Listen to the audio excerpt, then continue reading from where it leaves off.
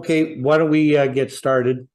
So welcome everyone. I'm Mike Morrow, president of the St. John Center of the RASC, and I'm going to start with an acknowledgement. We respectfully acknowledge the territory in which we gather as the ancestral homelands of the Beothuk and the island of Newfoundland as the ancestral homelands of the Mi'kmaq and Beothuk.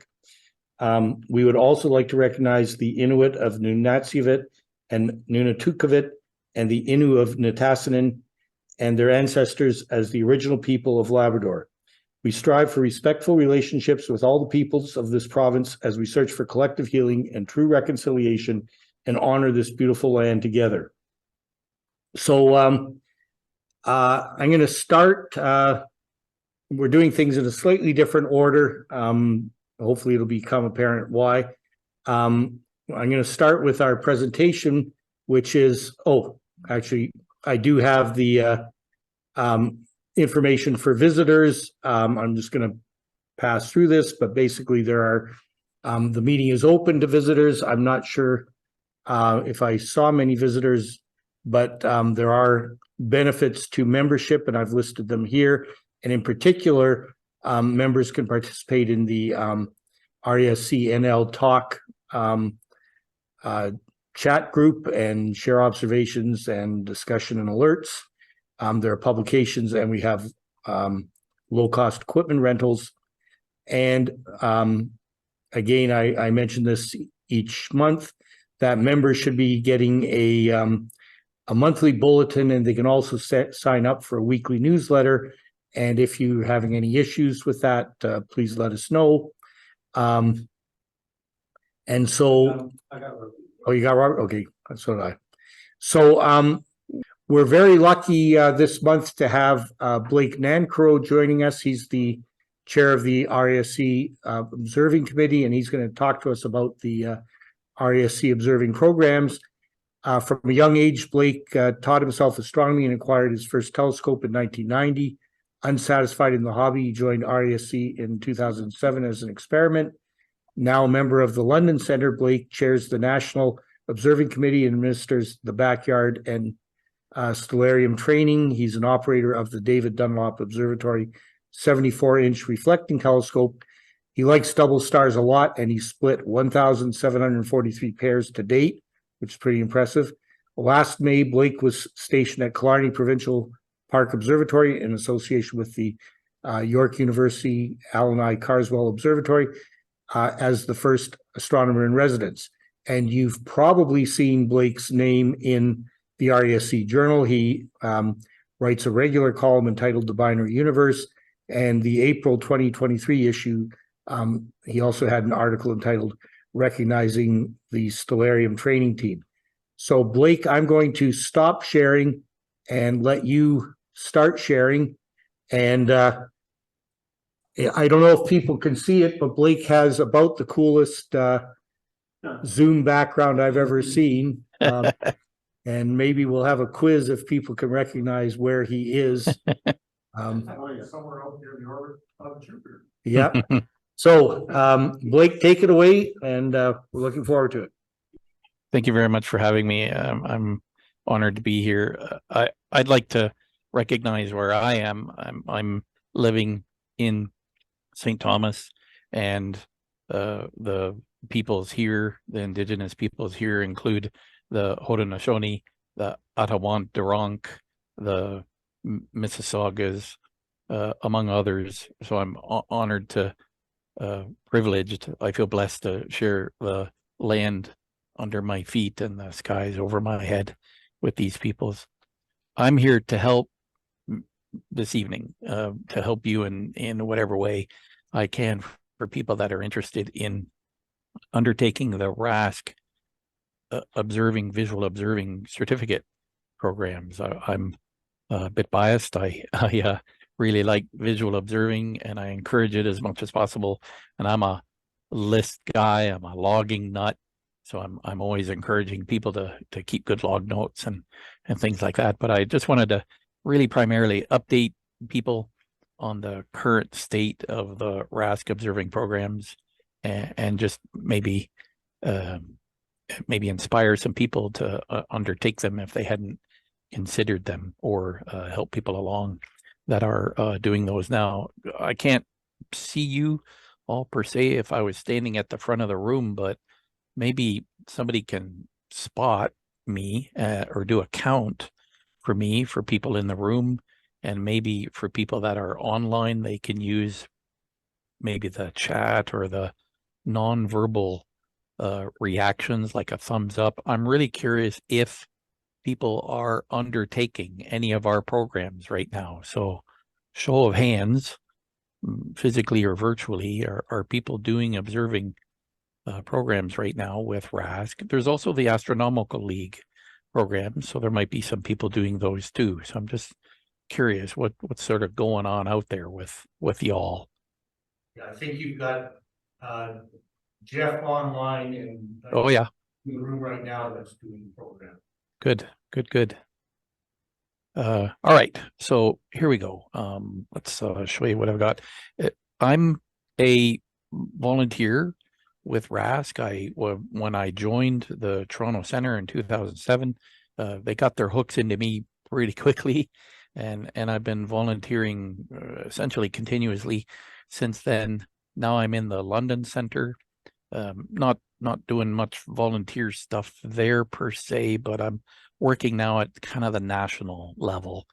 Obviously the chair of the National Observing Committee. And again, I feel blessed to work with such a great team of people. We have about a dozen people that are located all across the country, almost coast to coast to coast. So that's pretty good, and good representation as much as we can. Also, these people are tremendously experienced. Many of them have certificates. Some have multiple certificates. I hold but one certificate. We have hundreds of years of experience with visual astronomy. The previous chair sort of vacated suddenly, and I was tapped to be the interim chair in the summer of 2021. But I've now sort of taken on or grabbed the reins for that. Obviously, we're all very passionate about visual astronomy. I don't want to sound anti-photography. A lot of us like photography too, but that's it's not my department. We have photographic or imaging certificates, but that's a different department. My counterpart is Stuart Heggie. So if people want to be certified that way, we have programs there too. But you just got to head over to that other area.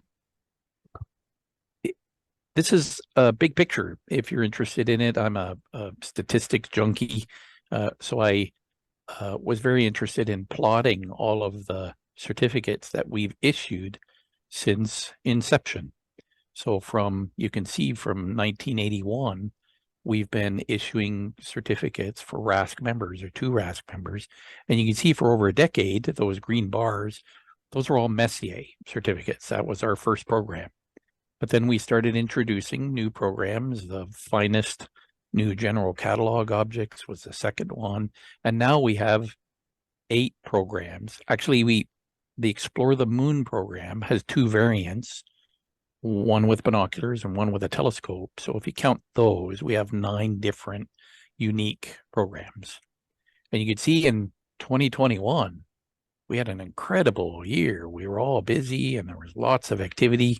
I have a few theories about why that all sort of happened, but we were exhilarated. It kept us hopping. But in our department, we were really happy that people were undertaking our programs. But you can see there's still a good amount of activity happening in the last few years, and we already have good progress. So that's a snapshot from earlier in the month. I've already had one more certificate application come in, or 2 more since then. So numbers keep going up. So that's a big picture there.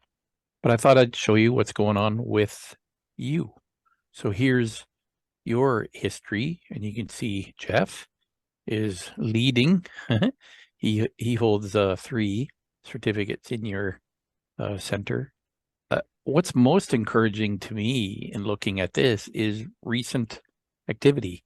I'm really pleased to see that there's some activity and people pursuing certificates in the last few years. So keep it up. Good job.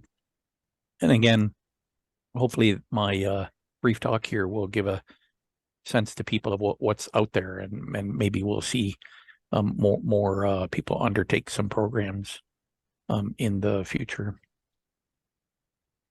So our kind of goal with the observing committee is really quite simple. Just get people observing, get people visual observing, getting an eyeball to an eyepiece.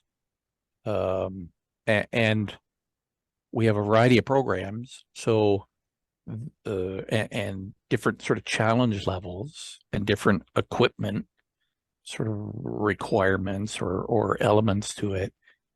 And so there's something for everybody.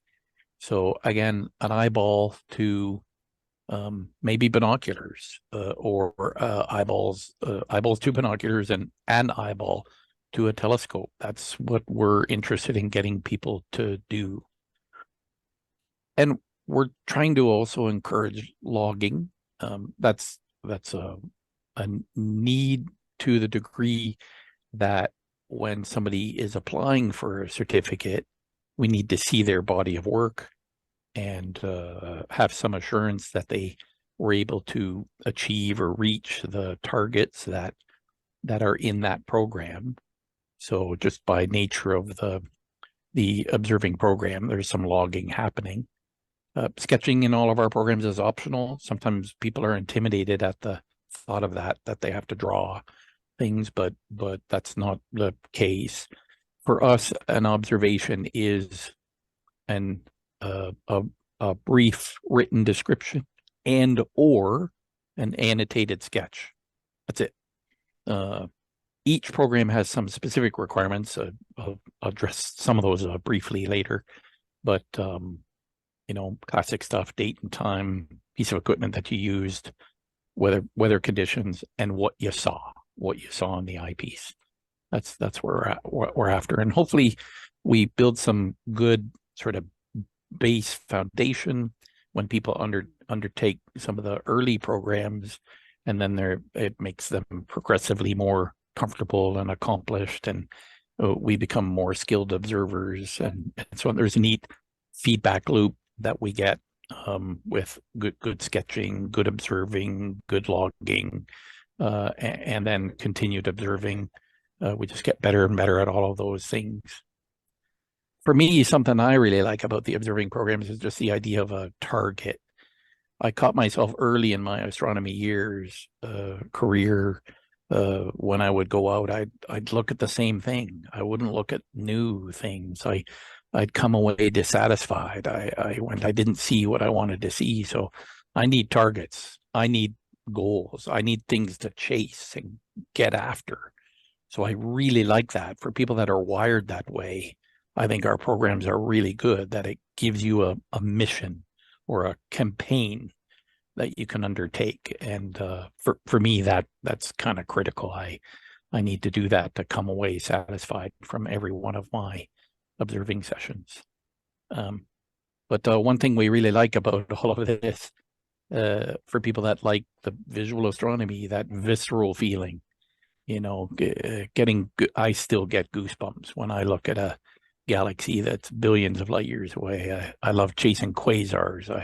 Something that's far away, just amazing to me. So as much as I like imaging and other parts of astronomy, I love visual astronomy as well. So let me tell you about our programs now. We have a wide variety. Here again, eight base programs. The Explore the Universe is our starting point for many people. This is the first thing that they do, and it's a great sampler. Wide variety of objects, easily attained, double stars, open clusters, looking at the planets, looking at planetary motion, looking at the moon.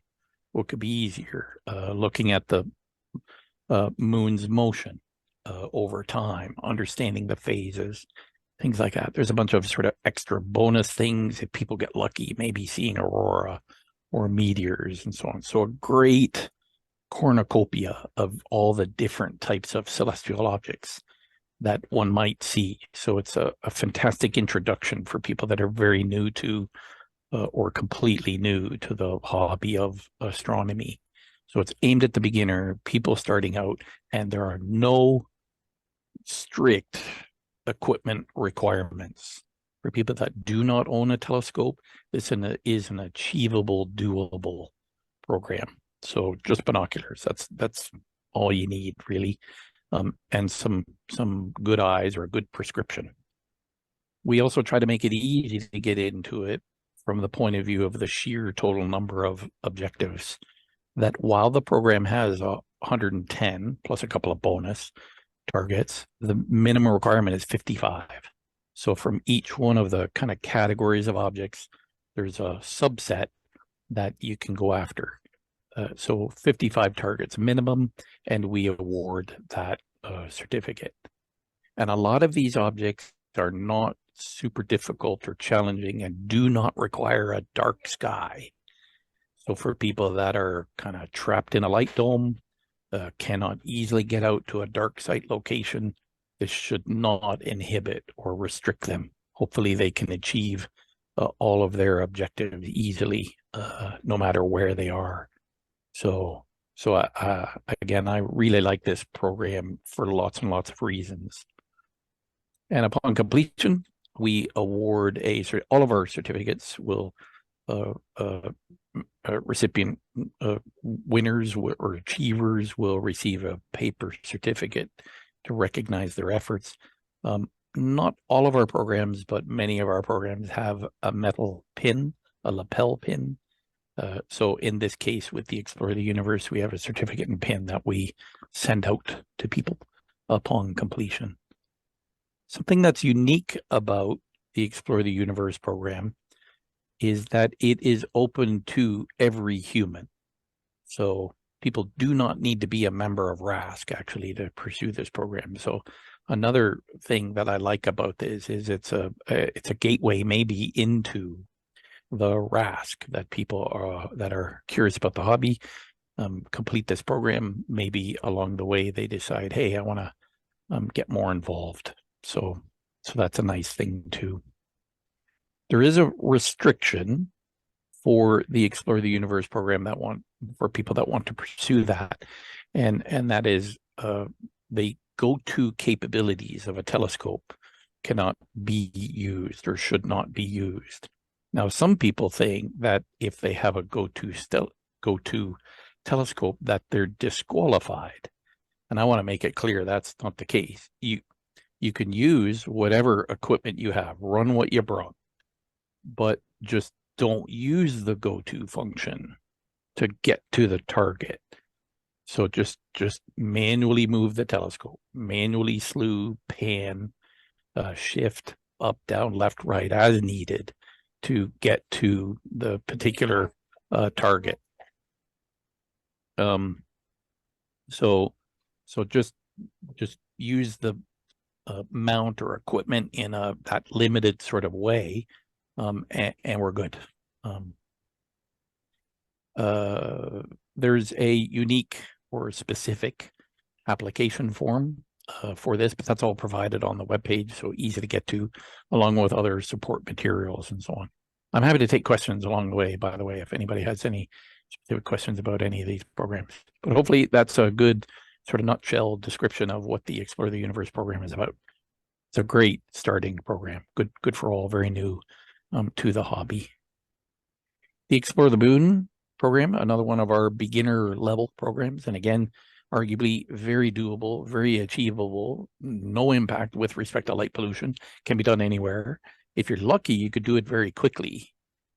I say this with some hesitation. You know, my little bullet point at the end there, it's the fastest program. I only mean that in the sense that if you got lucky with clear weather through one lunation cycle, you could see many or all of your targets.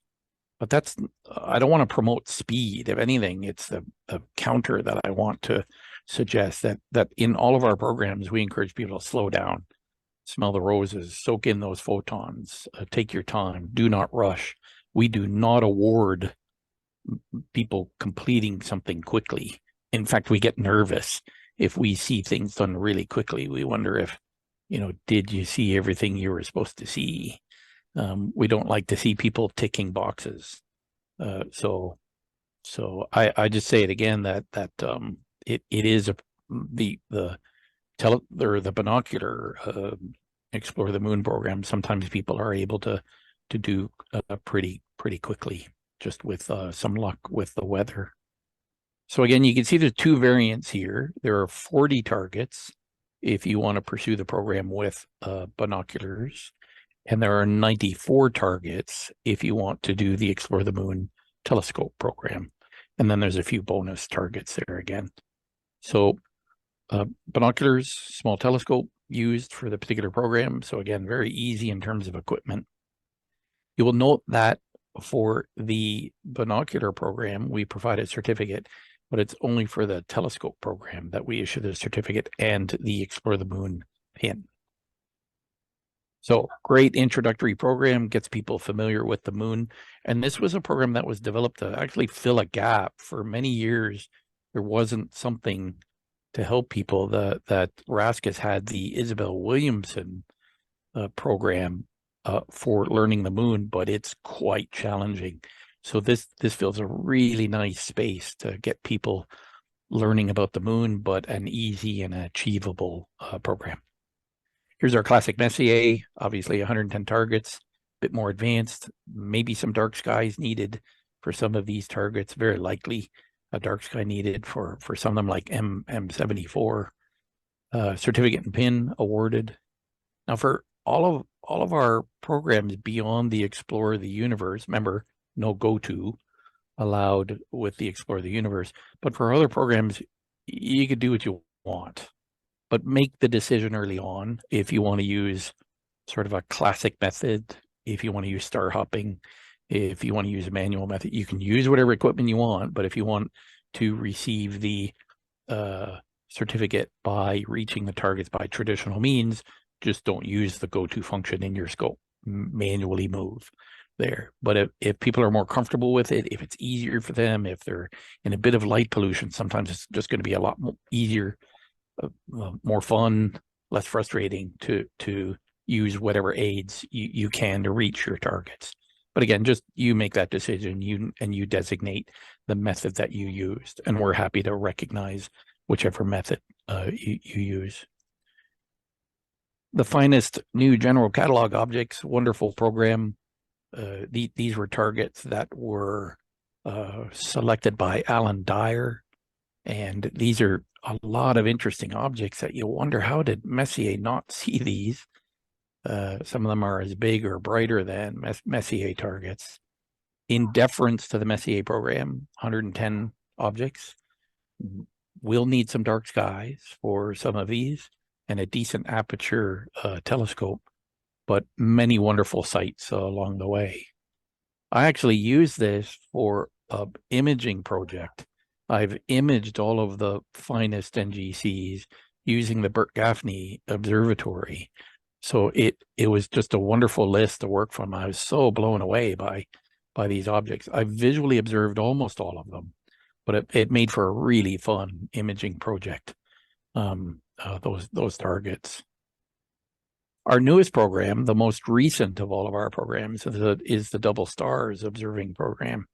And I built this because, again, I felt there was a gap that yes, RASC talks about double stars. We have a couple of lists in the Observer's Handbook.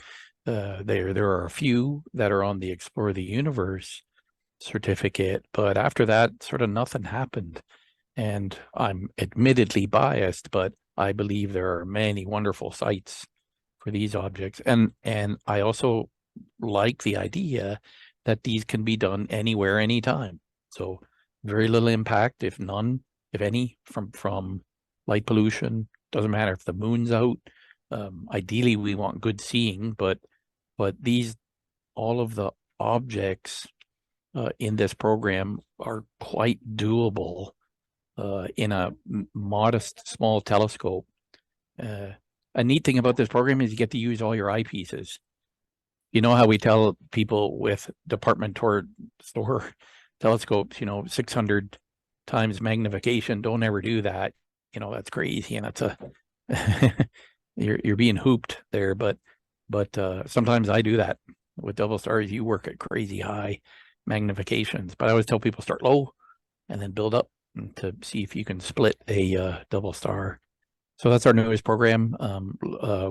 I think we've issued about 8 or 9 certificates to date in the last couple of years. So it's becoming quite popular. I think lots of people are working away at that and happy for something new. So I encourage you to explore that if you have some interest in that. 110 main pairs, but there's also some fun things, additional things along the way. Now here we're in the more advanced levels. And as I'd mentioned, the Isabel Williamson lunar program, quite challenging here from the point of view, just in terms of sheer numbers, that there are 260 targets, and you can see there's an additional 170 challenge targets that can be used. Some of these can only be achieved at certain times because you have to wait for the right moment of libration, the right angle for the moon. But in general, no demanding equipment requirements, can be done anywhere, anytime.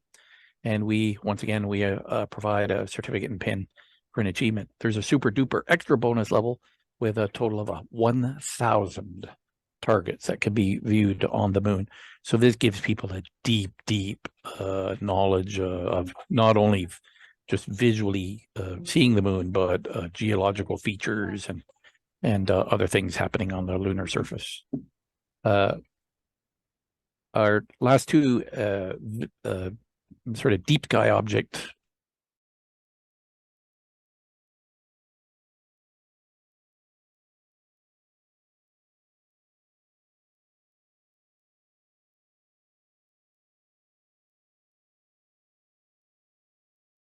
$150 targets for us to try and find. Some of these are quite challenging here. I've actually started undertaking this program. It's going to take me years to do this. Do need some dark skies for this. These last couple of programs, we don't have a pin for them. So there's just an observing certificate for those. You can get a sense of what you're up against by looking at the Observer's Handbook. You'll find the list there. And then the final one is the Deep Sky Challenge, which at first blush, you might think, oh, that's easy, 45 targets. But some of these are tough. These are really challenging objects selected by Alistair Ling. But dark sky needed, certificate awarded. You can see the list, what you're up against again, if you look at the Observer's Handbook. So that's all of our programs. Just a few closing thoughts. I've run a bit long here. But again, we are in the business of getting eyeballs to oculars. Hopefully I've been clear about what we sort of expect from our side, that when going through the programs, there's lots of specific materials to help you with logging, but essentially we're looking for a written note and or an annotated sketch. Sketches are optional here. A lot of times we get the question, can I use photographs? And I want to be really clear about that. What we do not allow is that somebody hooks up a camera to the telescope, takes a picture of it, and then looks at the photo and describes the observation. That's not what we're after. We want your eye on the telescope. You can send a picture in your log note. This is the area that I looked at. This is what I saw, and here it is. I found it in the photo. You can do that.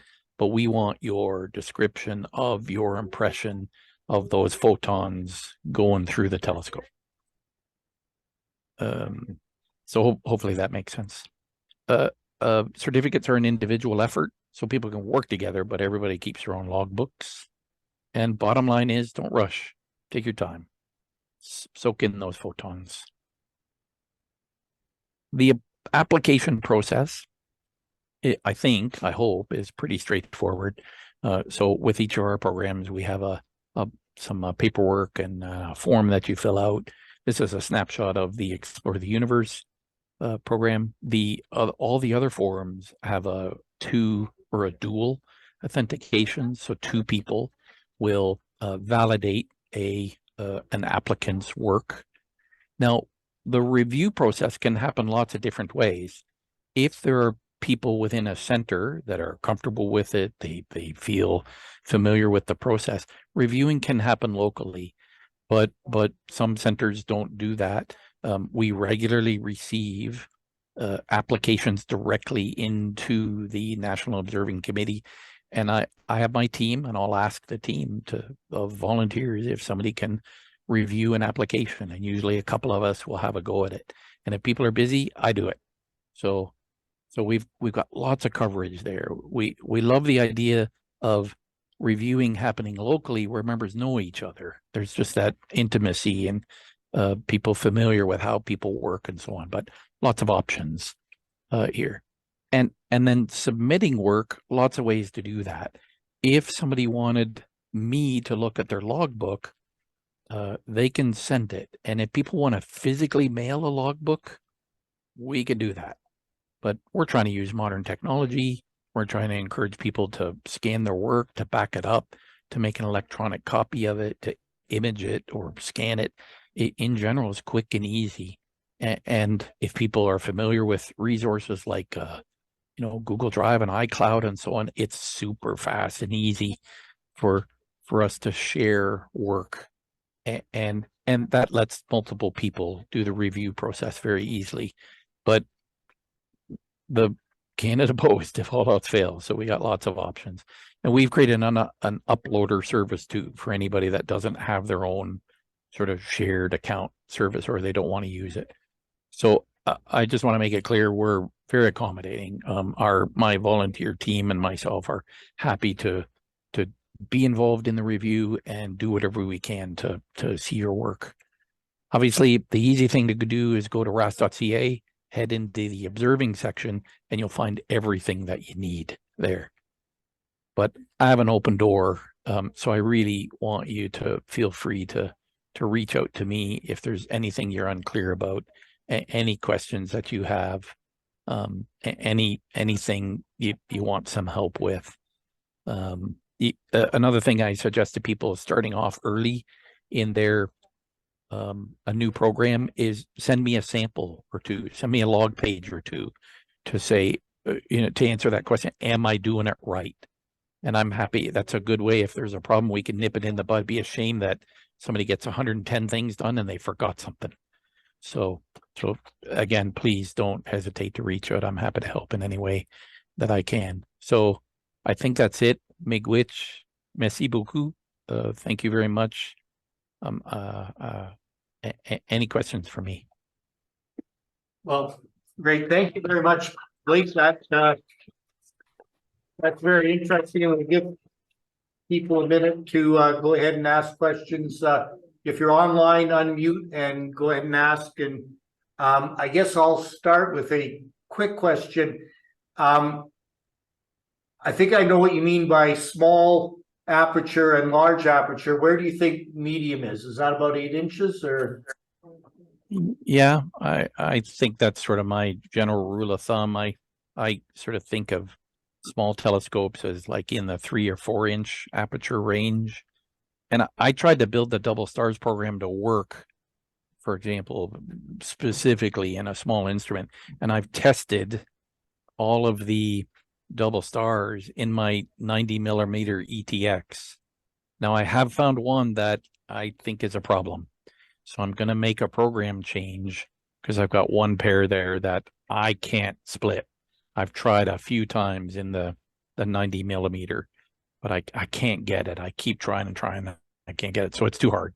So, but in general, I've tested all of those in small instruments. Medium, I have an 8-inch SCT. That's my main telescope, the biggest one that I own. So I consider that medium. And I've been fortunate to look through, friends and club members and society members, big instruments on occasion, but I don't own anything bigger than 8. So 10 and 12, I consider those sort of large amateur aperture instruments. Okay, and Marcellus had a message in the chat saying thanks, and time to get going, and I was time to get at it. Yeah.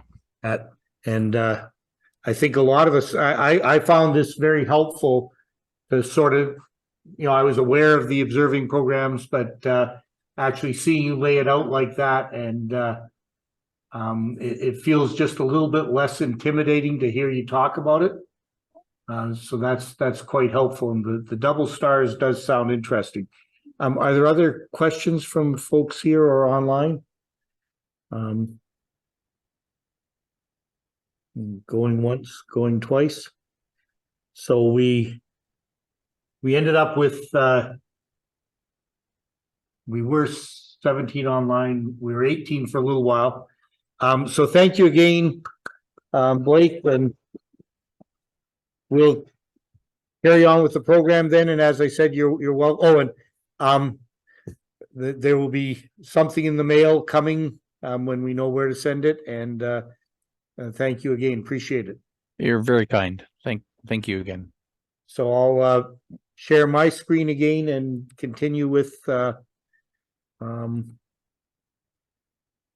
agenda. Fiddle with the technology a little bit. Okay, so announcements. I don't have much here. Okay. I mentioned at the last meeting that there is this new astronomy website, and since then, some people have discovered that they actually accept donations. So if you like the idea of a Canadian astronomy website, that's something you might want to take into account. The agenda tonight, I'm going a little bit different order than I normally do, and you'll probably see why. I'll do that. Let's see. Nope, that's not going to work.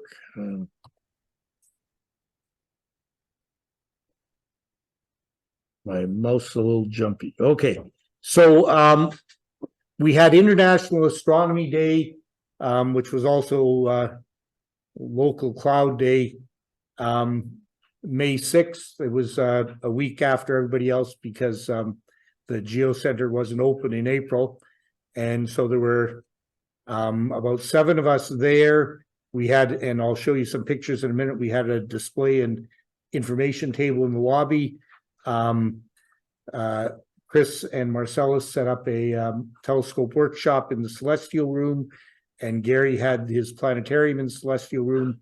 And there were some other displays on the lower level. Did you get to the lower level?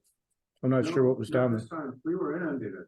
Yeah. And so Chris just said we were inundated, and that's the next line. Gary reported that there were 356 people that paid to get into the Geo Center, and there were 50 plus which gets them access to the displays on the lower level. And there were 50 plus who just stayed with us on the main level and the Celestial Room. So the Geo Center was very pleased about that. I didn't, for the first time in a few years, I didn't bother standing out in the cold with the solar telescope. I brought the solar telescope inside, and Craig has posted some pictures, so I'll just give you an idea about so here's what it looked like. You can see people lining up to get in, and that gives you an idea. There's Robert with his telescope, and people looking at the display in the lobby. This was the Geo Center's Dob. So I pointed it at Signal Hill for a while, talking to some people. Mike, your camera is not lined up for my view. I can only see half of the screen behind you.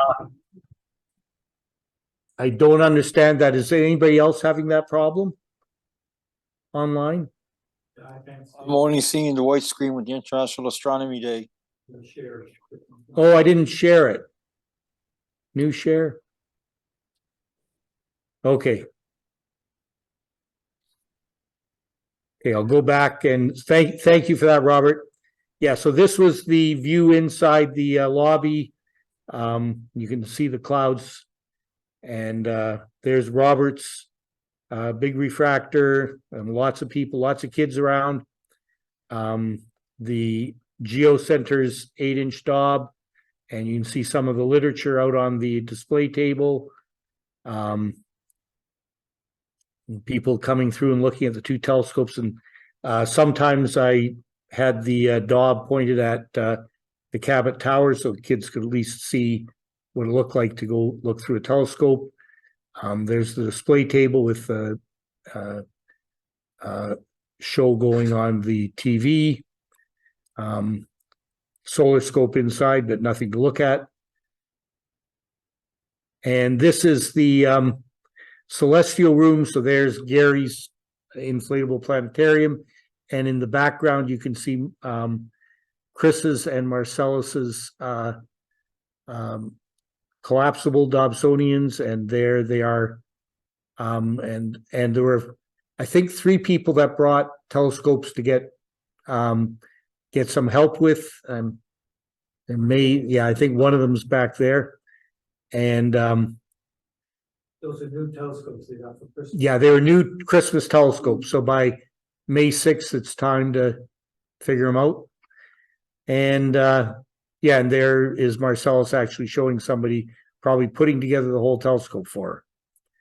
So that was I'll stop sharing that part and go back to this one again.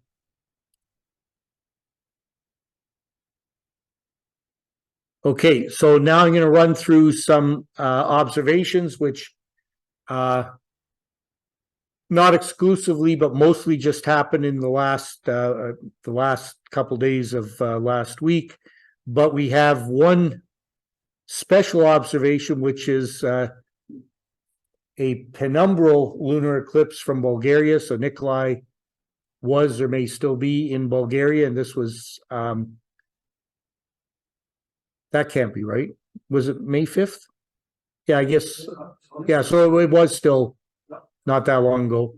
And he made the point that it doesn't look that different from a normal moon because that's what a penumbral eclipse is. So, and then getting into the end of last week, here's one from Jim, M13. And Jim is going to talk about how he did this. This is again one of his setups where he's taken in this case, a vintage camera lens, this one from David Carrick, attached it in some interesting way to his camera and ended up with a lovely picture of M31.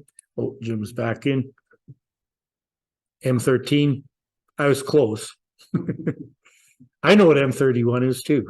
Yeah, when you stand up here, your brain kind of goes away, right? So Jim's going to talk about this when we get to the member presentations, how he actually did this. But regardless of how he did it, it's a lovely picture.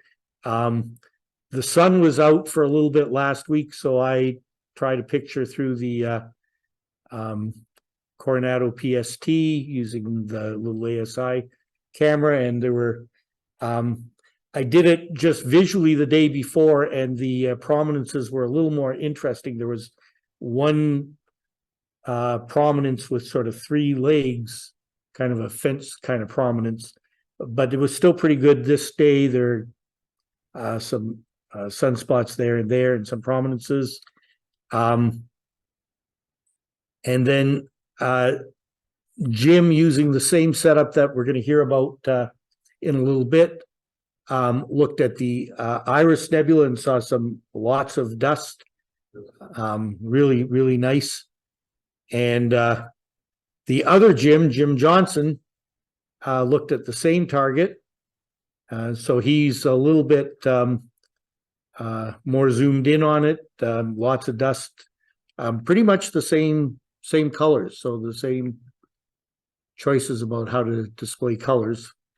Another beautiful picture. I tried M101. This was the first time with my setup that I've managed 3 nights in a row that I could get images. So this is sort of the most data that I've ever stacked together. So I was reasonably pleased with that. And then,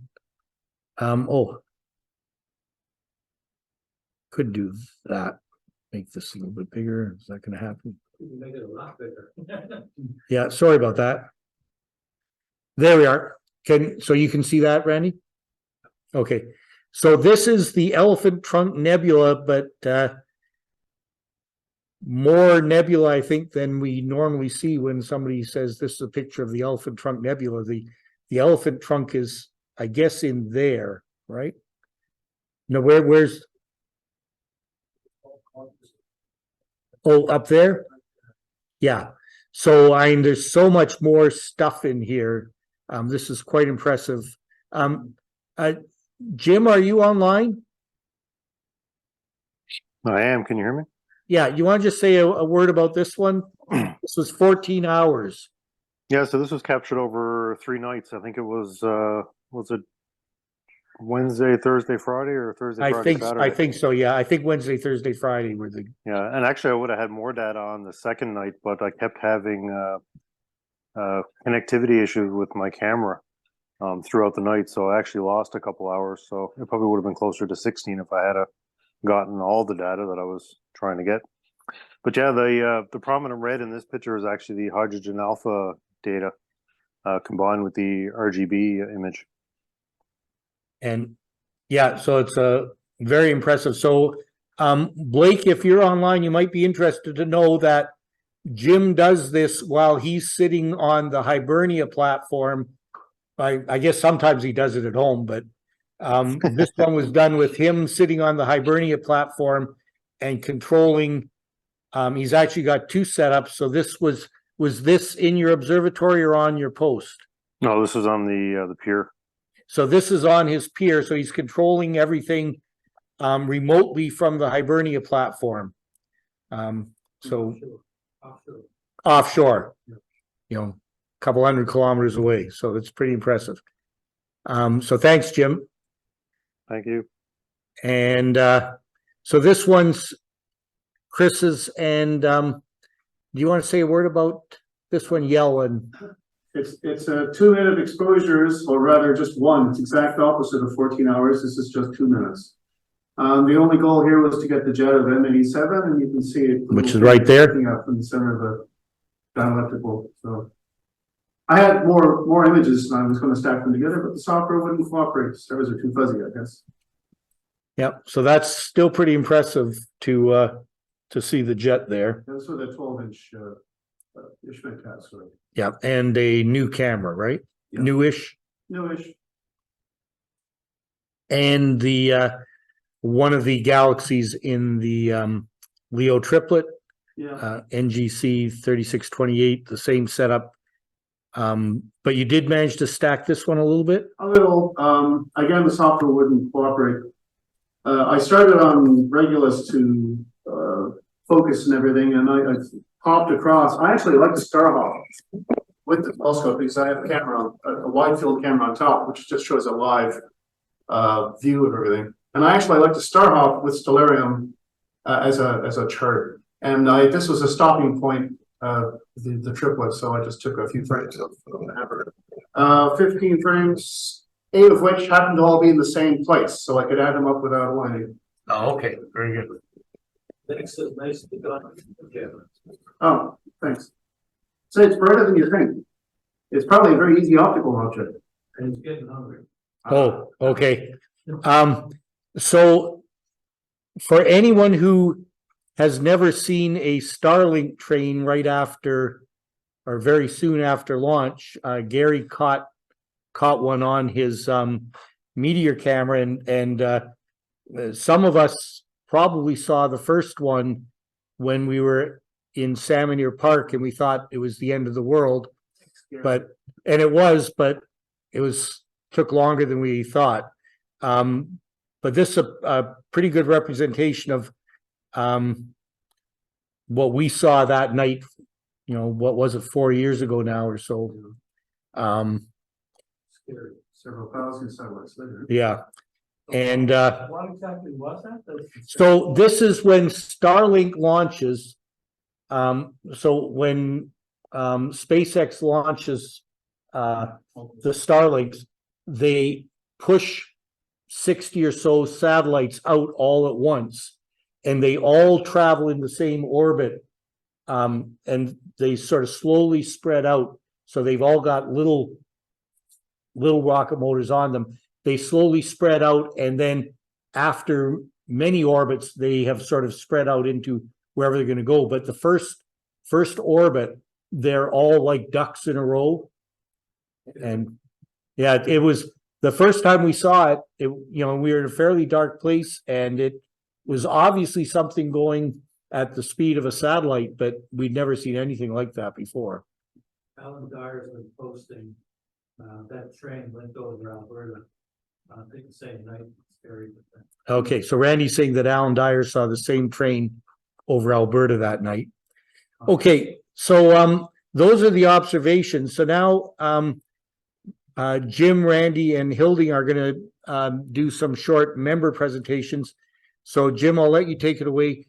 My wheel on the mouse is really touchy, so good luck. Okay, thank you.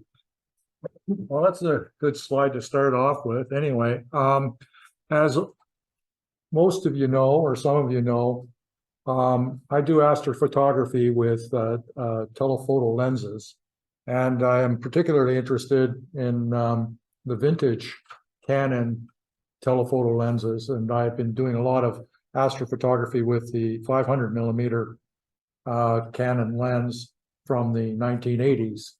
And it's a purely manual focus lens. And I've been doing astrophotography with that lens for the last few years. And when I found that a member in our center had a 800 millimeter Canon lens of the same vintage as what I've been using, I was quite interested in having an opportunity to use it or to explore its capabilities. And David was kind enough to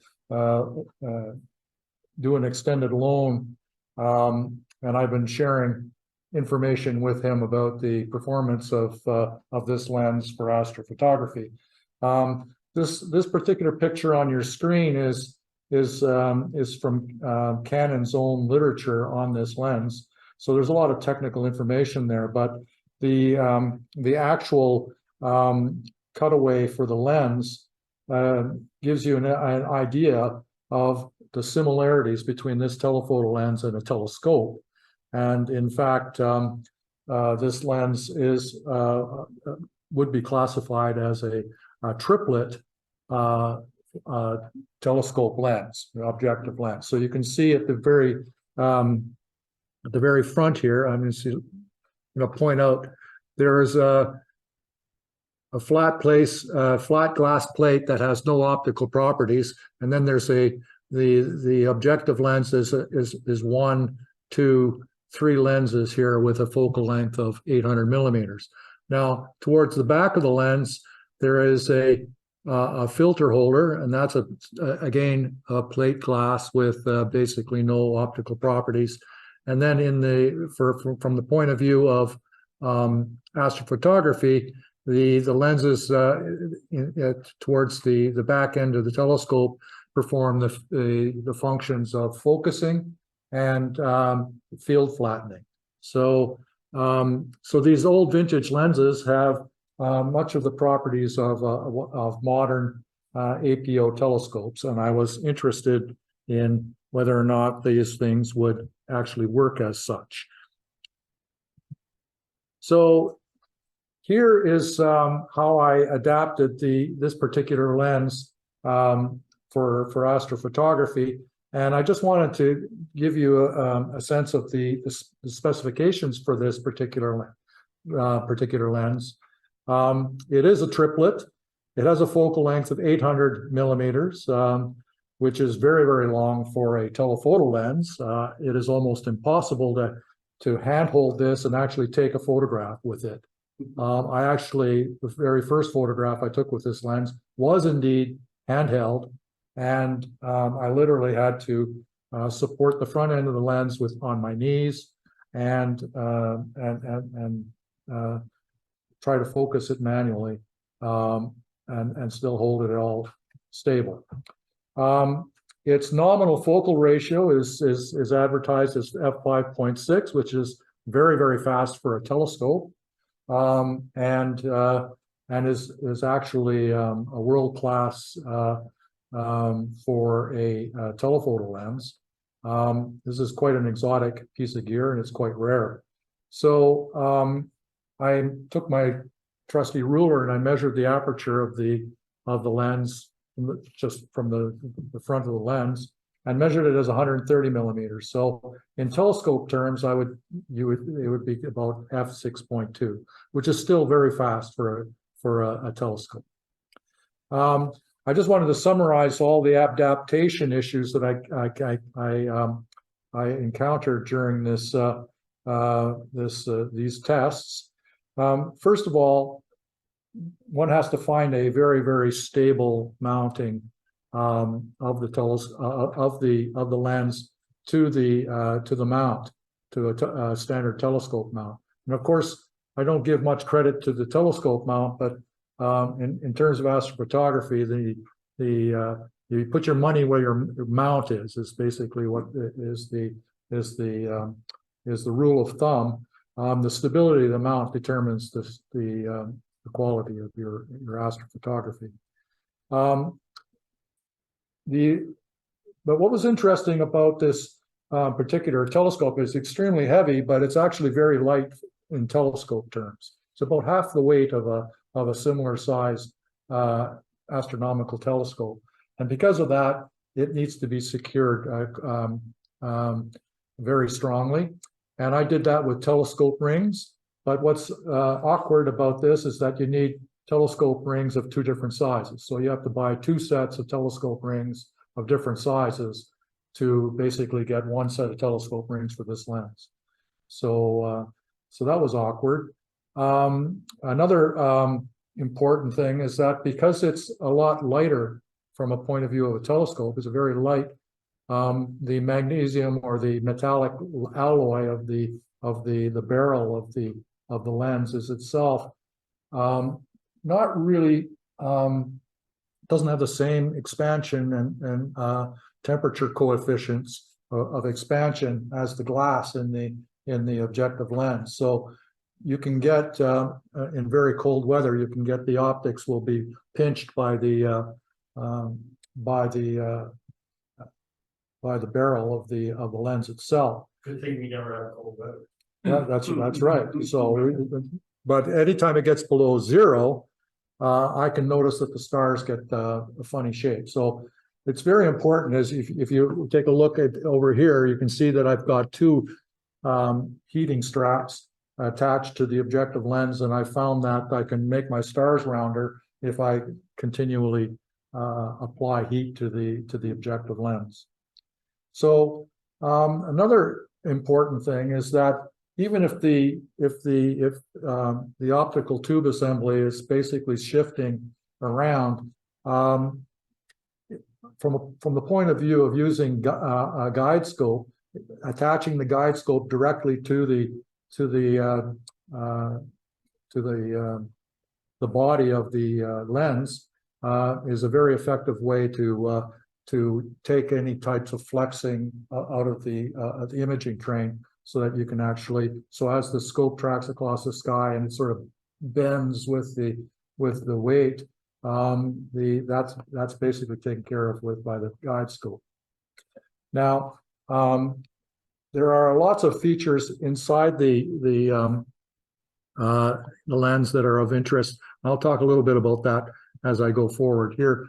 Now, when you look into the front of the lens, it's really important to basically, is to basically see almost nothing in terms of the light coming back, in terms of light reflecting inside the lens itself. And you can see that for this particular lens, there is a lot of light baffles and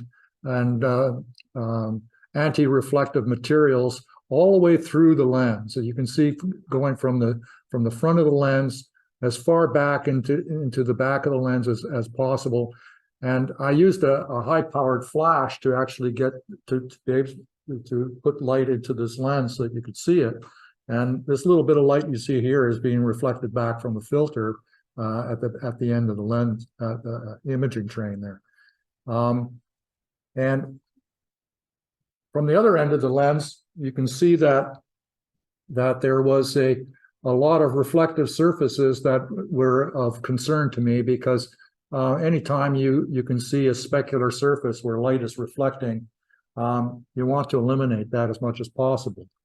One of the interesting features of this particular lens is that it had been professionally modified for a film camera, and it was the standard mount was the EOS mount. So the original FD mount was basically converted to an EOS adapter. So those of us with EOS cameras can attach this directly to this particular lens. Now, I don't have an EOS camera, so this was a bit of a problem. So I have adapters to adapt my Sony camera to this particular lens. But what was interesting is that there was this field stop that was installed, and it was only 24 millimeters wide. So there was some issues relating to that, and that was dealt with through some machining that David, who has obviously the ability to do this sort of thing, I actually did this in about 20 minutes. So I was quite impressed. But the idea was to basically open up that field stop, which was basically for a film, like a 16 millimeter film camera. But it was actually causing a great deal of vignetting. So for a full frame camera, you wanted to open that up a bit. So here's the example of what we did. David basically opened up the aperture of this lens here, and then we basically used this anti-reflection black paint called Musu. Is it? This is something that Chris recommended. World's dark blackest paint. It's the world's blackest paint, Yeah. apparently. So anyway, so we actually liberally painted the inside of this adapter after its surgery.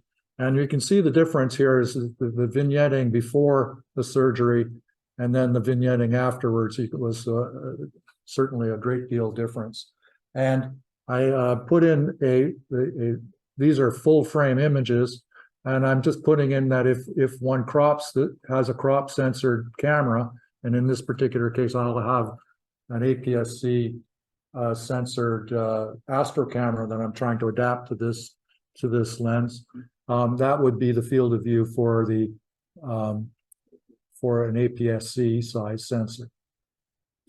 Now, one of the interesting things here is that when you look into the back of the lens and you're looking down, any type of reflection that you can see through the lens is not good. So what I have here is a situation where you can see this ring of specular light that's basically reflecting internally to the lens, and the only way to eliminate that was to just below that filter, you can see that this is the diaphragm for the lens, and I found that by just slightly turning stopping down the aperture of the diaphragm, I was able to eliminate that internal reflection. So so that's one of the things that and it's really important to eliminate those types of internal reflections, because they end up in your picture, and they basically make it almost impossible to do a good background subtraction. anyway, so my last slide is just after all that adaptation and work with the lens and adapting it to the telescope and adapting it to the mount and to the and implementing one of the things that was really important for getting the best performance out of these out of the telephoto lens is actually the electronic focusing system that I implemented. This is done with most telescopes, but it's a little bit more challenging with a telephoto lens because there's usually a helical focuser, so you have to use a belt, some sort of a belt drive and a rotating actuator to basically autofocus the lens. But when you get perfect focus, then these lenses are designed to be basically free of chromatic aberration. So that's why the electronic focusing is so important.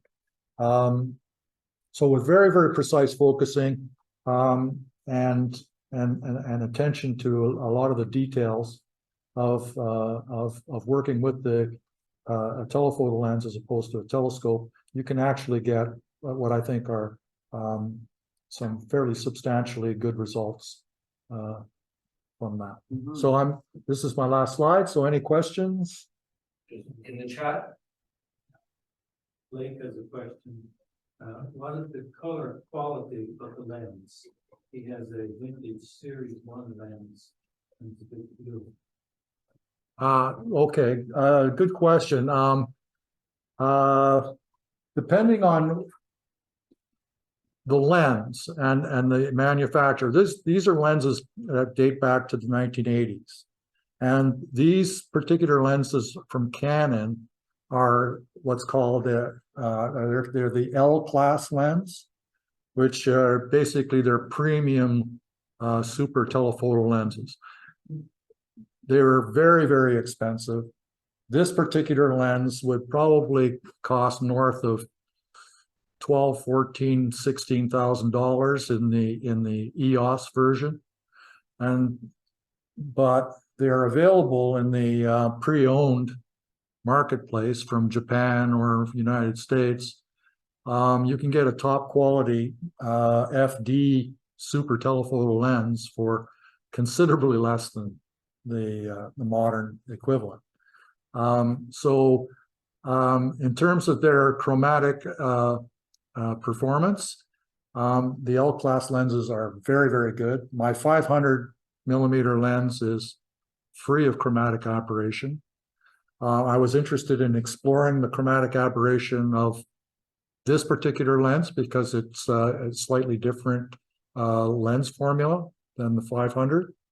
And I find that its chromatic aberration is minimal, and get very good color definition from that particular lens. Any coma on the edges? Pretty good coma control right out to the edges of the full frame lens. I would be more interested in just the central part for the APS-C, because I'm migrating from full frame to APS-C sensors. So that's a little more forgiving for these lenses, but I've been most of my photography has been full frame, and they have excellent performance out to the edges. Yeah, no, I would say the coma is very well controlled. Any other questions? Okay, thank you very much. Taking something like that, and by his date, it's pretty skilled. Cutting bits out of something like that's pretty daunting. So I'm going to Randy's going to talk about the solar eclipse, and then Hilding's going to talk about specific plans. And so I'm gonna invite Randy down, and so I should just bring up a browser? Hello. Less than a year away. The Americans are claiming this is their eclipse, of course, even though it's Mexico and us as well. You will start seeing a huge media campaign soon because they get an annular eclipse in October, right through the middle of the States as well. So everybody's trying to get ready, not knowing what to do. Unlike Mexico, it'll be first week or so of April for us. So it could be winter, it could be spring. So we've been working to try and get ready for it. Okay. We have a brochure that we produced mostly for Astronomy Day, and that has most of what's on this website. So what we want to basically show people is that the center line goes from Codroy out to Bonavista, and under the more 100 miles wide. It gets a bit narrow as it gets on the end because it's the end of it. A lot of people are confused about, well, what's the difference? Why can't I see it from Corner Brook instead of Codroy? Well, if you're not on the center path, you won't see a total eclipse. So as you can see from there, St. John's is not on the center, but we'll get 99.8%, which in some senses is dangerous because people are, especially if it's cloudy, it's late in the afternoon, 4, 5, 6 o'clock in the afternoon, so it'll be lower, thicker clouds, so you might be, tempted to look. This stuff will be updated as we go on. I put a QR code there so you can click on it. We're about as far ahead, I think, doing these web pages as anybody. So the pamphlet is online. You can download and print it. We are trying to work on that. There's no way one website can tell you everything about eclipses.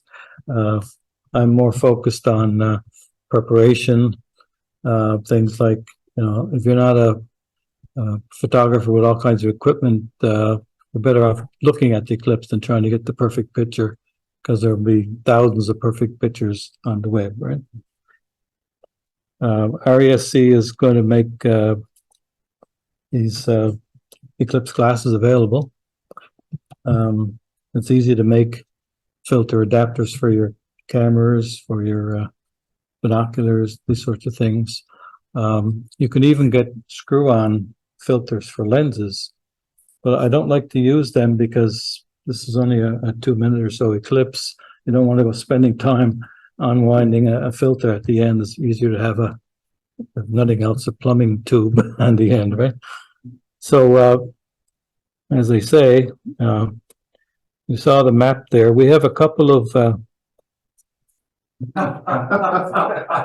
yeah, to the second. So the first map is a clickable, zoomable map this guy in France puts together. And like I said, you can just go in and pick your favorite spot.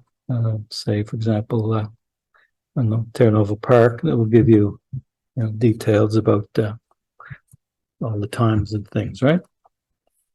So that's a useful utility. But I find there's another one that's just as good, maybe a little better. Did I lose my... The second one here basically provides the same thing, except it has a lot more stuff built into it. So click on the same thing again, and it'll give you, location, this sort of stuff. But it also provides you this little ability, and that's a detailed map of what the eclipse will look like. Progression of how it will look, right? and all the details below. Then they even have a simulator, which is pretty neat, I must say. It's too bad you can't put your own background pictures in of what it's actually going to look like. So this one has sliders for zoom, has sliders for speed.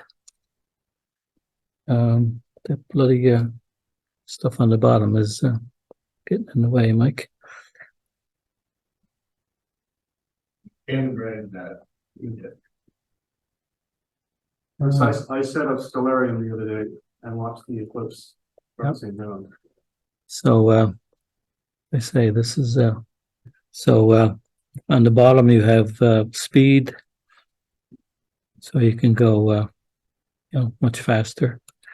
You also have time, so you can just go up and see what it will look like, right? Sorts of things. So that's what we're working on. We'll be filling in more details on the web page. A couple of things to note. Don't wait till the last minute. There'll be a run on Eclipse filters coming up between now and October. Then there'll be a shortage, and then another one as we get through Christmas. I expect I'll be sitting in my car with the window down, looking at it, right? I know most of you are seasoned photographers, so I'll just mention, as I said, it is first week of April or so for us. It could be very cold. Weather is very fickle.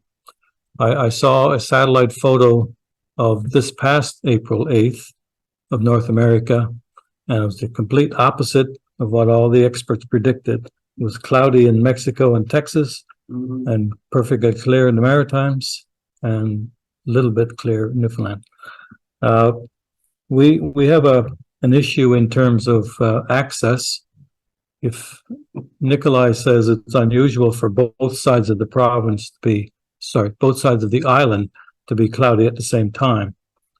So if you were to station yourself in Grand Falls, Windsor, halfway, then decide in that morning to go east or west, Terranova Park or out to the Codroy, you're facing a several-hour drive, single road.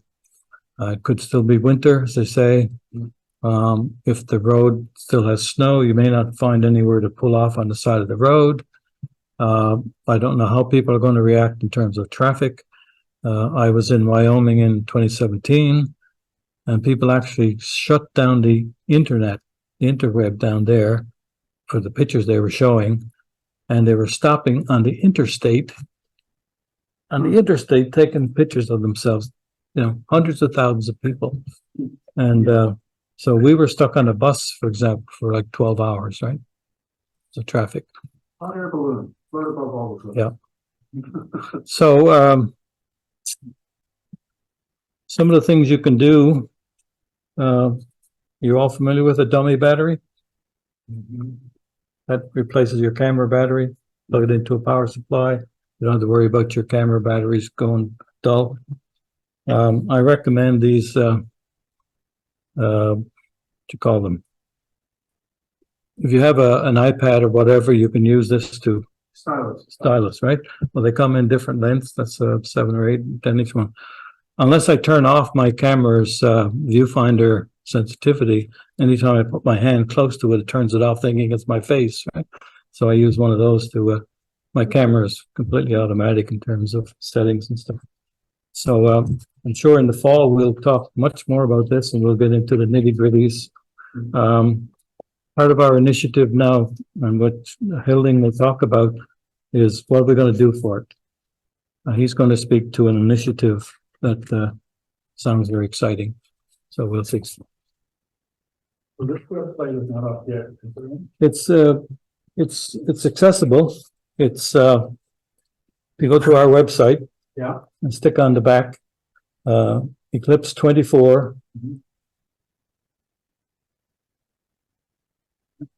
There's nothing to actually click on. Slash, not yet.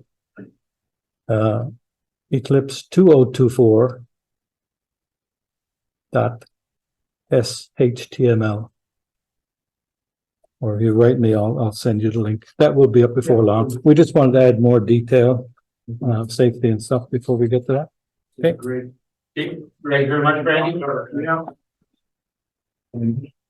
Let me just check and see what, stop sharing that.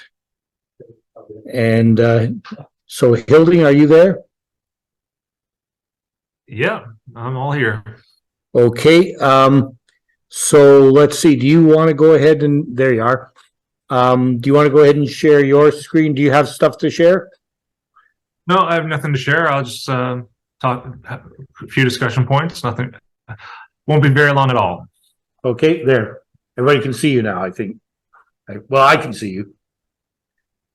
Yeah, go ahead. So thanks. For Just, those of you, let me just introduce Hilding to people who don't know. Hilding joined our department what, a year and a half ago now? a year. Yeah, and so he's an astronomer. Oh, do I need to share something?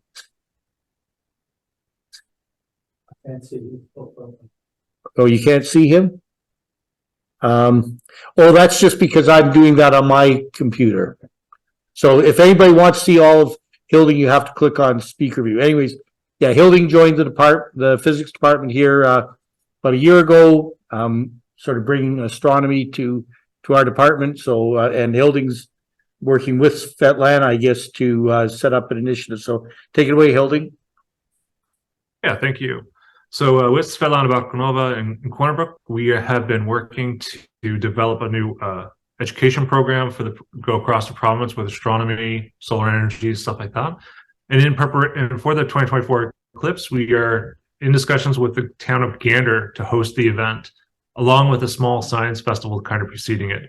As noted, the weather is not likely in our favor, so we're organizing some events to go with the eclipse, as well as trying to set up a stream so that we can view the eclipse that NASA will be streaming. I just met on Monday with the staff of the town of Gander. They are committing funds to this project. We don't know how much yet because the town of Gander's budget won't be announced till the fall. In this, but currently in this project, we have a location scouted where we'll try to gather everyone at the Gander Golf Club so you can potentially see the eclipse basically in the same direction as Mount Peyton from Gander, assuming we can see the eclipse, of course. And we will have some other events. We will try to have some public talks. We are looking into contacting the CSA to invite an astronaut to attend and give a public lecture or a public discussion, perhaps the weekend before. And we're hoping that the RASC will be interested in participating as well. Gander has a lot of young students as well as youth in the region who may be interested in having their own telescopes. And I think it'd be great if the RASC members who wish to participate might come out a couple of days early and share some tips on how to have a new telescope or begin observing. So far that's it. We are building funding, and hopefully we'll have some funding for participants to go out and give presentations. But we are aiming for about a 3 or 4 day festival and having upwards of having a few thousand people around for the eclipse. If anybody has any comments or ideas, I'd love to hear them.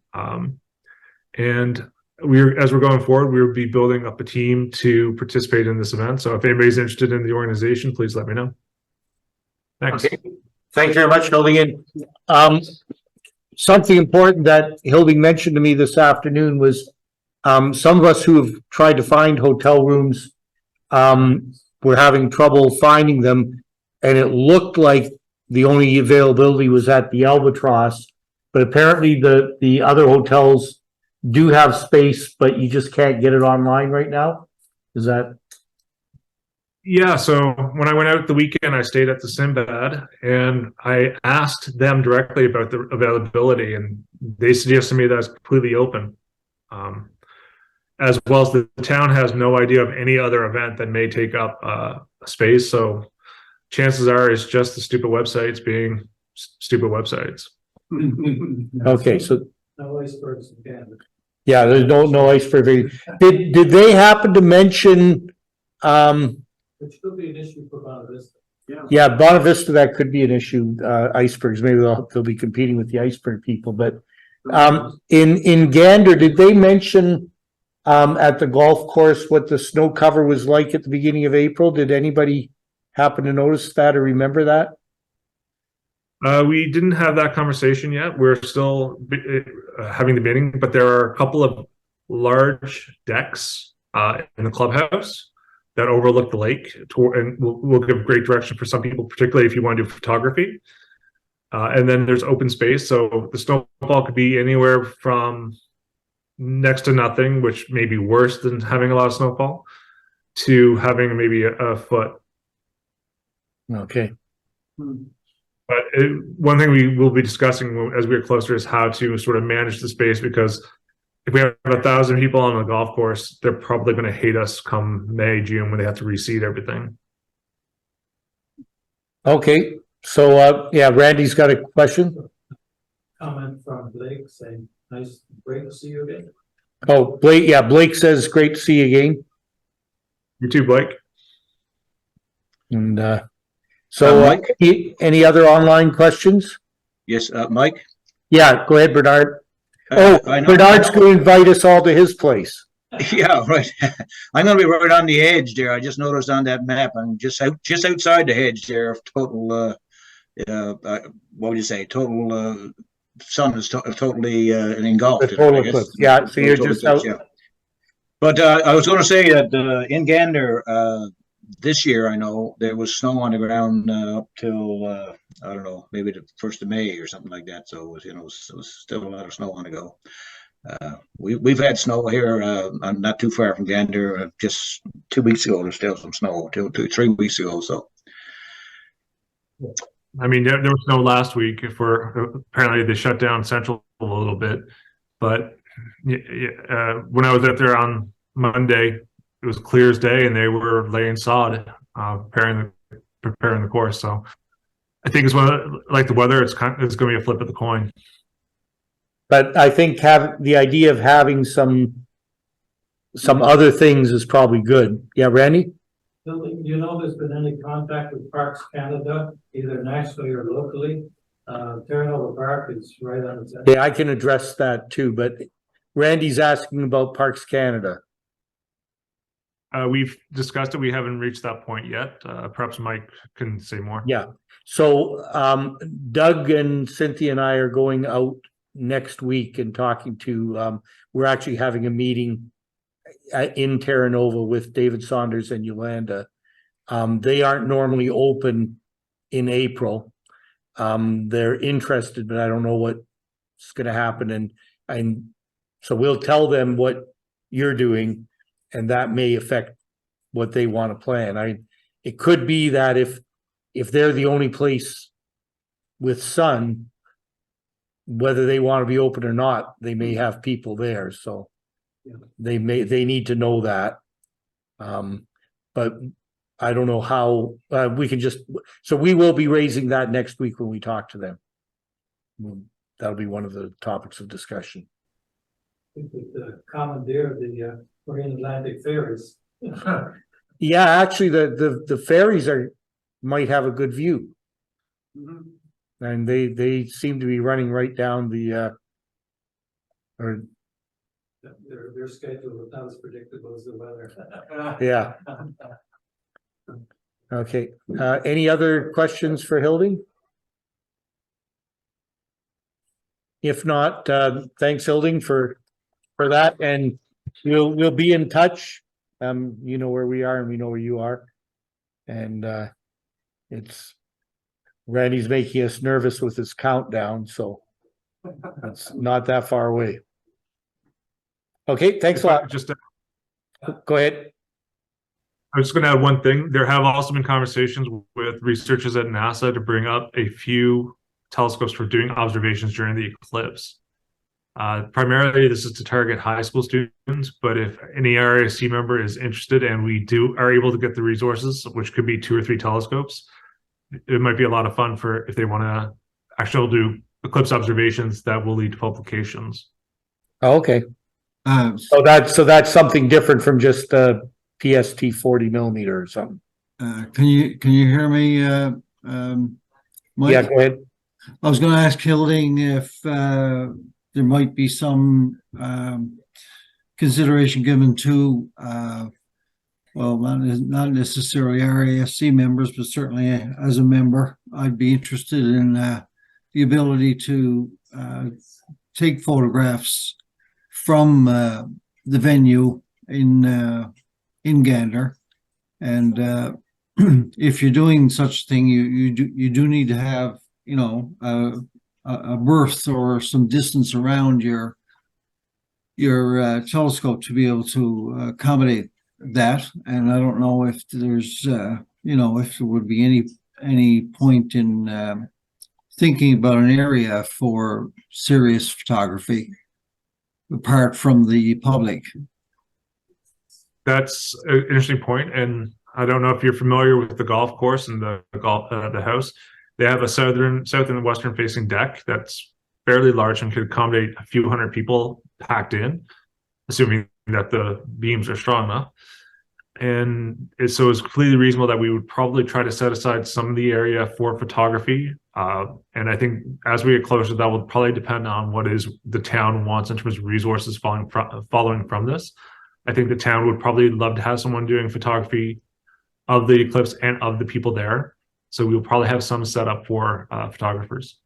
Okay, that sounds good. Yeah, and from the point of view of the RASC, certainly we're all over providing the public with telescopic views, and we have the capability to be able to broadcast to like a large screen TV from cameras on telescopes. So that might be something that we can, you know, speak about a little later. Yep, that's definitely something we want to talk about, because we not only do we want to stream the eclipse from other places, you know, to hedge our bets, but we'd love to. I think it would be great if we could stream the eclipse from Gander out to the world. Indeed. Thank you. Okay, so thanks a lot, Hilding. And you've disappeared because I guess you're not speaking right now, but thank you very much. Thank you. And so I'm going to go back to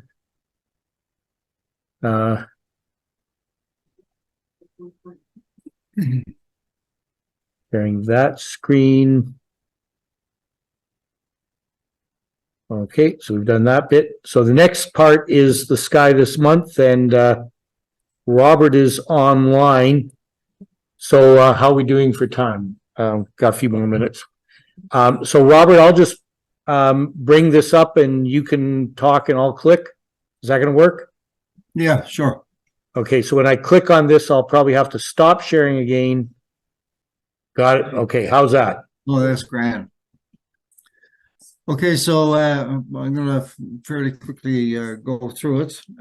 So as we do every month, the Nancarrow cycle, which is just the day-night cycle, of course, and you can it's there for our pleasure and to see what kind of hours we have for viewing the sky and whatnot. Next page. And here's an image of the sun with the activity as far as sunspots are concerned right now. And so you can see that there is a nice grouping there. So if you have a telescope with the correct filters and we get some clear skies, then you might want to have a look for this grouping of sunspots. And continue on, Mike. Planet roundup and the moon. The moon is only 2 days away from new, so essentially it's non-existent in the sky at this time. And Mercury is recently passed in front of the sun, so is not observable. However, Venus is very prominent in our evening sky, quite high in the west, so the evening star, you can't miss it. And Mars becomes visible around 10:30, approximately 33 degrees above the horizon. But it's a distant in a distant part of its orbit, so it's very small. But by any means, if you have a telescope out, have a look at it, and you'll be able to see how pretty a red it is. And Jupiter has recently passed through solar conjunction when it's behind the sun and not visible. Saturn, having recently passed its solar conjunction, is now emerging in the dawn sky, about 2:38 Newfoundland Daylight Time, a couple hours before sunrise, and reaches 16 degrees. So you might be able to catch a glimpse of that with the telescope if you happen to be kicking around at 4 a.m. or 3 a.m. Uranus and Jupiter, the ice giants, have just passed through their solar conjunctions, and they are not visible until somewhat later in the year. And continuing on with the planet or comet roundup, as you could see, we do have some up there, but there's none that are particularly bright at this time. I don't think the magnitudes are on this particular chart. Yeah, no, they're there. There, okay. I see the magnet. Yeah. So yes, they're you want a large telescope to pull any of those guys out. So we'll cross our fingers for something brighter to come in the near future. Asteroids, we have 4 or 5 that are possibly visible as star-like points of light in our nighttime sky. And don't forget that if we have several nights in a row, you can probably spot the motion of these critters up in the sky. Other than that, they simply just look like points of light. You can't resolve a disk, but nonetheless, some people do like to check them out. And supernova, none at this time that I know of. I had a search online and couldn't seem to come up with anything particular. Meteor showers, the next one up is the Delta I can't even say that. Backwards. Backwards. It's a bit of a tongue twister, some of them are. So 15 to 25 approximate hourly rate, July 28th, 29th, and south 1 to 3 a.m. And they're typically slow with long paths. And if you want to have a little bit of a telescopic and binocular treat and follow some of these objects that are particularly well placed at this time of year, then we provide you with the May and the June lineup of 10 telescopic and binocular, or 5 binocular in one case for June to have a go for. And continuing on from there. Oh, yes, I'm sorry. Challenge Deep Sky for May would be probably a grouping of stars. I'm not 100% sure. In Virgo, C3C273. So if you look that up, of course, it'll tell you everything that there is to know about that particular object. And for June, Able 2065 in Corona Borealis. Quasar. What's that? It's a quasar. Blake pointed out that 3C273 is a quasar. Okay. Third Cambridge catalog. It's a famous quasar. Yeah. The other one's a galaxy cluster. Yeah. Yeah, I should have known that. Yeah, so some of our members do like to try to photograph capture the Challenge Deep Sky objects, so that's why I've included them there. And the source is Dave Mitski, and he's an astronomer of note down stateside who put together these lists. International Space Station passes for May.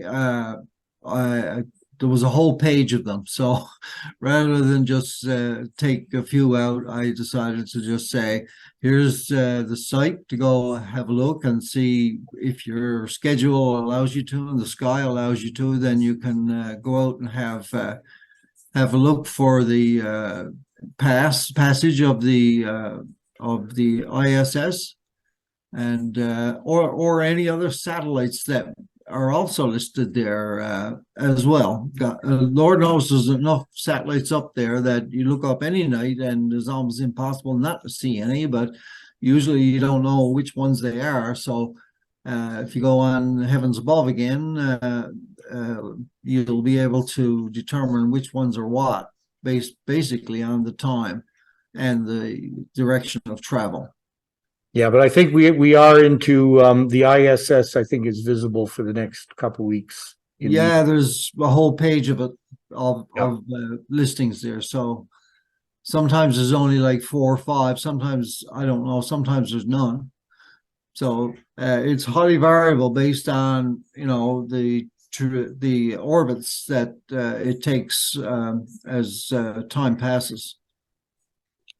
There was one just a night or so ago, last clear night.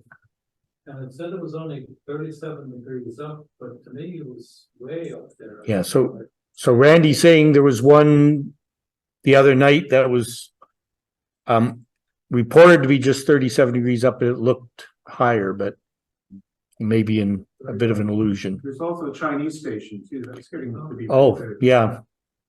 The timing was right. Okay. Yeah, there's lots up there, that's for sure. And of course, some of them we just assumed we didn't have, but what can you do? And these are notes about observing sessions, so I encourage members to read that because it gives you a good idea of how we run them, and some of the rules that we try to adhere to for safety's concern. And hopefully we'll get a chance now with the better weather coming on that we'll actually be able to get out to Butterpot. That would be more than super. Yeah, So, and Butterpot is probably open in the next day or two. yeah. So we'll be able to just we won't need a key to get in. And Jamie Kenny said 27 visible ISS passes between now and May 26th. Yeah. Thanks, Jamie, for that. Yeah, there was a whole page of them, so I didn't bother to paste them because it would, it's just too much. Okay. Yeah, and continue on, and we should get to the. Oh yes, and I'd like to note the Observe the Moon sessions. We haven't had any this winter at all. You'd think that with a first quarter moon happening every month, that we get the odd one, but nope, not a chance. We haven't had a clear sky, that the wind wasn't howling, so we haven't had one all winter. So hopefully we'll be able to start to see some of these opportunities come our way now with the break, please Lord, the break in the weather. Okay, is that it? Yeah. Okay, thank you very much, Robert. Thank you. And so I'm going to stop sharing again, doing lots of clicking here, and wrap up with back to that one, go to the end. So the next meeting is going to be June 21st. That'll be our last meeting before the summer. We'll probably talk a bit about summer plans, and tentatively we're going to hear from either Hilding or one of his students, and so we'll be talking to Hilding about that over the next couple weeks, right? So anything else, or So I guess that sort of wraps us up. Thank you, everyone. Thank you very much, Blake, for a very interesting talk. And I think that'll really, and those of us who are in the room are going to have a coffee, and those of you who are at home are going to wish that you were in the room having a coffee and a donut. There's going to be a lot of coffee and a lot of donuts for those of us that are here. But I'll stop sharing, and we'll just leave people online if they want. But we probably won't be. We'll probably be heading in the other direction, and you can now see where Blake is. That really is quite an impressive background. So I would assume people know where this is from, but you did say that you sort of made it sound like it would be a little quiz for people. Okay, so the people in the room, I think, have all figured it out. Online, anyone want to venture on the chat where Blake is?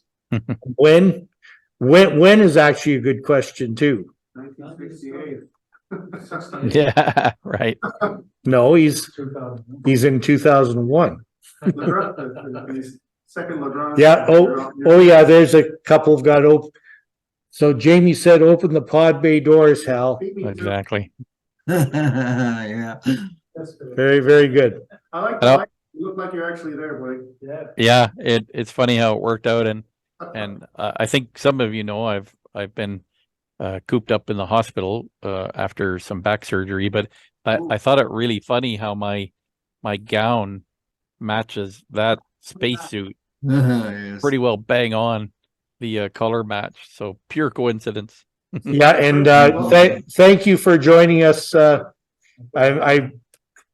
And some of us knew that you were in the hospital, and that makes it even more special that you were able to join us. And I hope you're feeling better soon, and not there for too much longer. I just received word today. I think I've got my clearances, so I think I'll be out of here tomorrow. I'm looking forward to getting back home. Yeah, that's excellent. Good news. Okay, well, thanks again for the talk, and I think that may light a few fires here, and beautiful. We've got a few good examples, and but I think the double stars sounds really interesting. Well, I always make a point of telling people during public events, like Astronomy Day just passed.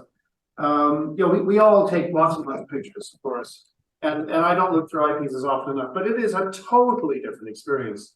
Stars are brighter or dimmer in photographs just by how big the white dot is. But when you look at it with your eyeballs, it has the same size all the time. It's a point. It's an infinitesimally small point, and it's brighter or smaller and dimmer just because it's brighter or dimmer. It's a totally different experience. Yeah. So it really, you do need, they complement another. You need to do both. And when you look at the real light, you're actually experiencing the real object. You're not looking at it. Yeah, and real color. Yeah. Yes. Yeah, and if it's not too cold, and some people know that I'll often have my daub out when I've got the refractor collecting an image. I'll have the daub out in the backyard looking at other things. So that's great. Yeah, I still haven't managed to do it, but to eyeball the double quasar and state that I've seen several billion-year-old photons.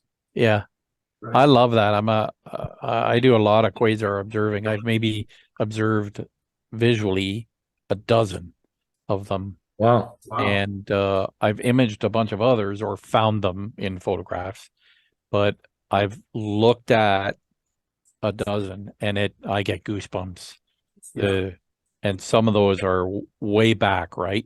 We're going way back in the universe. So that's just amazing stuff. It is. I'm getting chills thinking about it right now. Yeah, no, absolutely. That's marvelous. That's what it's all about. Mm-hmm. Yep. So we should probably wrap it up there. So I'll say bye to the folks online, and we're at the end of our 2 hours, so I'm gonna close down the meeting. Thanks everyone for coming, and thanks again to Blake, and we'll see you somewhere, and hopefully in a month, but maybe before that. Thanks, Bye, Blake. everyone. Good to see you. Yep, and thanks, Hilding. We'll see you. Hope see you or one of your students in a month too. Thanks, Robert. Yep. Bye now. Bye.